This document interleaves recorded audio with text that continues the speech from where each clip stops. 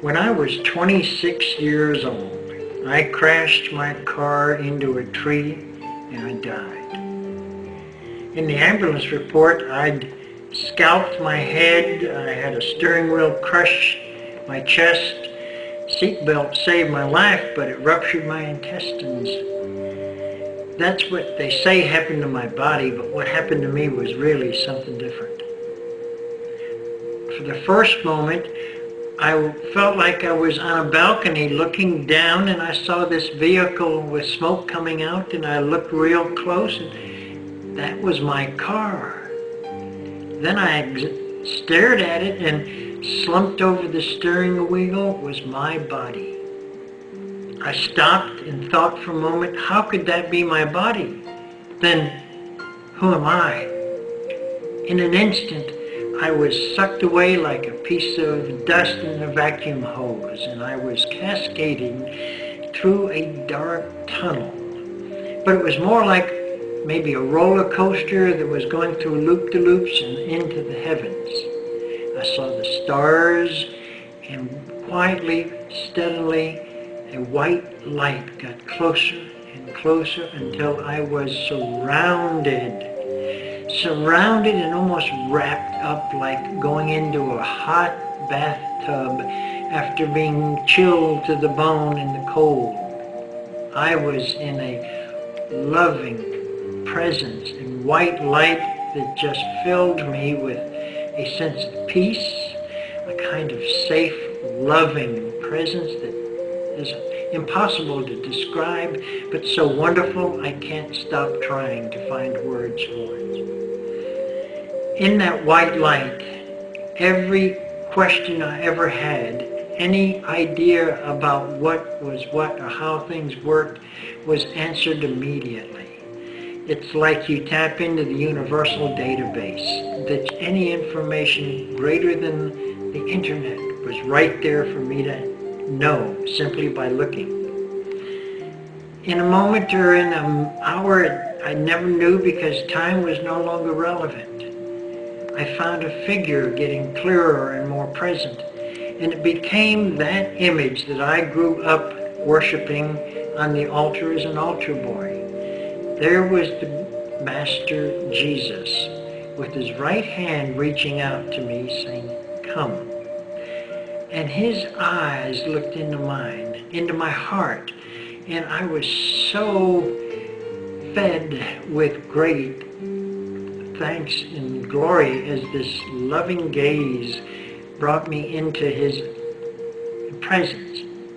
His other hand was directing me to someplace above and beyond, but his look was so beautiful it was hard to turn away. But a loving command says, "Look." And I turned, and up to his left was sitting on a big broad chair a grandfather like Godfather, Father God himself. God waved to me with his right hand, and with his left hand was patting his left knee, saying, "Come on." And for the first moment in this entire experience, I became self-conscious. I backed away. Me? You want me? And in an instant, I was in his lap with his arms around me, gazing up into his face as he was looking down into my eyes. And his loving presence, his great smile, just told me I was safe. I was home. And with his right hand, he waved at his feet and said, "Are you through?" Again, it was so difficult to turn away from his loving smile, but the command was, "Am I through?" So I looked down at my feet, and there was like a whole photo album all dropped and spread out. And as I looked down at these pictures, it was pictures from my past. And it wasn't just a photograph, it was a 3D image.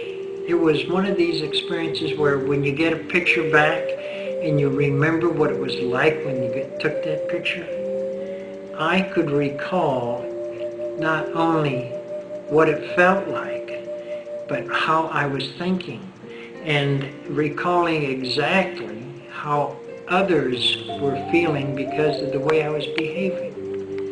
The first image was one of when I was stealing some Coke bottles from a neighbor's garage, a way to go to the movies. And I remembered the mildew inside. I felt every aspect of the experience and went down the road saying, thank God, nobody knows. No longer did I complete that recall.